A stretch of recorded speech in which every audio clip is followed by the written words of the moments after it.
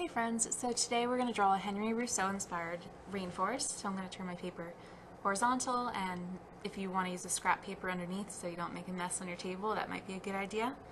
You guys should do it in pencil, but I'm doing it right in marker, and I'm just doing some grass coming out from the bottom of my paper. It almost looks like spiky hair. So with grass, it doesn't have to be perfect. It can be all different kinds of lengths and directions, and some can be really spiky or thick. So just make sure you fill up the whole bottom section with these lovely grass pieces.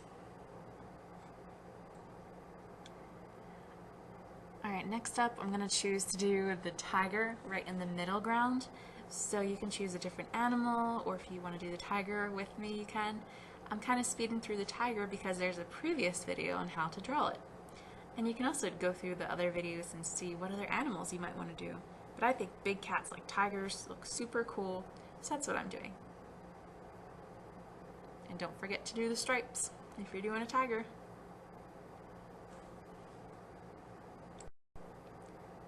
Alright, so now that we got our foreground and our middle ground tiger, we're going to add some more things into our middle ground. So since it's a rainforest, there's so many plants, so I'm going to do like a vine kind of like plant that kind of swivels up, and then we're doing some big leaves at the bottom of the plant.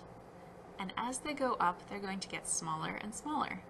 I like to draw these leaves kind of like eyeball or football shapes, and I do some lines in there to look like the leaves' veins. And a lot of detail is really good for this project.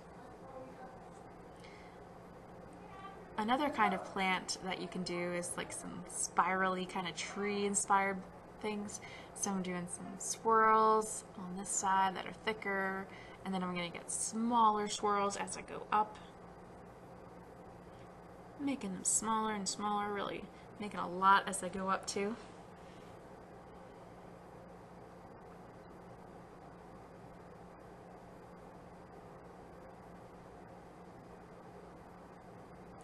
And another thing you can add is maybe some flowers, so like some lilies or lotus flowers or tulip kind of shaped flowers. So it's kind of like a half circle with some spiky petals on the top, and I'm going to make some big ones coming up from the ground. You can have some in the other plants like the vines and the trees, whatever you'd like. Really make sure you fill up with lots of plants, like rainforest has lots of plants in it.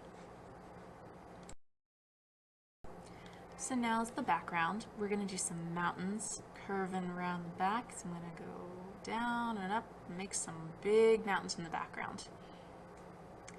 You can decide if you want a sun or a moon when we color this in. And you can even do some really little dots to look like trees way back in the distance.